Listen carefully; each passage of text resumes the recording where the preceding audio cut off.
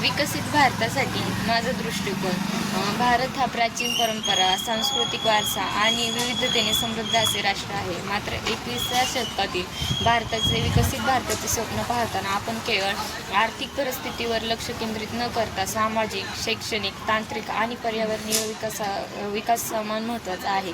तसेच शिक्षण क्षेत्राचा विकास. शिक्षण ही कोणत्याही देशाच्या प्रगतीची पहिली पायरी असे समजले जाते. माझ्या दृष्टिकोनातून भारताने प्रत्येक नागरिकाला दर्जेदार व परवडणारे शिक्षण उपलब्ध करून दिले पाहिजे. तसेच शिक्षणात नाविन्यपूर्ण तंत्रज्ञानाचा वापर करून ते ग्रामीण व दुर्गम भागांपर्यंत पण पोचवले पाहिजे. तसेच स्त्री शिक्षणाला विशेष प्रोत्साहन दिल्यास समाजाची प्रगती गतिमान होईल. तसेच सामाजिक न्याय व समानता. विकसित भारतासाठी सामाजिक न्याय आणि समानतेला प्राधान्य द्यायला हवे. जातीभेद, लिंगभेद आणि आर्थिक विकास विषमता दूर करण्यासाठी धोरणं राबवायला हव्यात.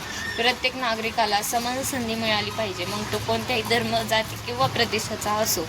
तसेच कृषी आणि ग्रामीण विकास. भारतीय अर्थव्यवस्था कृषीवर आधारित आहे. कृषी क्षेत्रात आधुनिक तंत्रज्ञानाचा सिंचन प्रकल्प आणि शाश्वत शेती संकल्पना सज्ज केल्या पाहिजेत. याशिवाय ग्रामीण भागातील रोजगार निर्मिती आणि पायाभूत सुविधांचा विकास करणे महत्त्वाचे आहे.